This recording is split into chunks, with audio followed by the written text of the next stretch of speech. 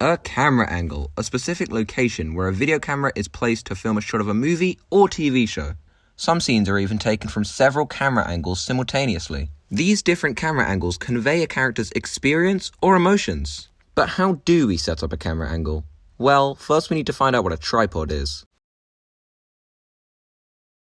A tripod is a portable device used to support and stabilize as well as elevate a camera. A tripod has 3 legs and a head to couple with the camera.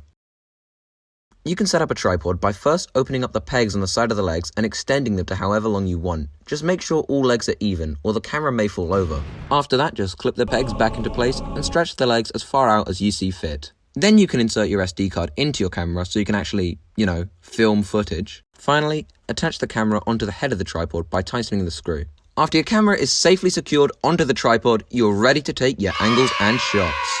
While in your location, you can place the camera close up or far away to replicate the following shots. But let's break it down.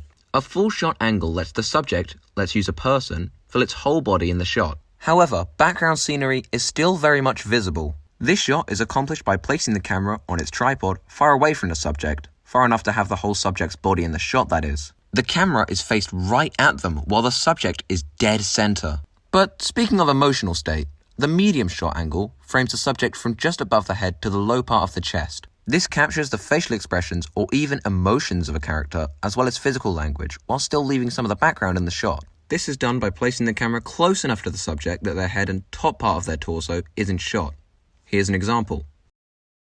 Next up, we have the medium long shot angle. This one is similar to the full shot, the difference being this angle puts the subject in frame from the knees up, meaning the lower part of their legs are out of frame. You could do this by extending the legs on the tripod so the camera is above the knees, and also making sure the camera is close to the subject. Now we have the bird's eye view, also known as the overhead shot or elevated shots.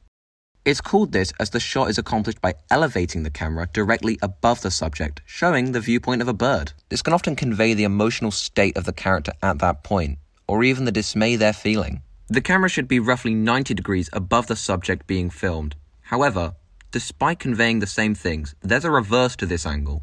The worm's eye view angle is captured from a low point, showing the viewpoint of a worm. The camera should be placed close to the ground, or even taken while lying down and holding the camera so it faces upwards towards the subject.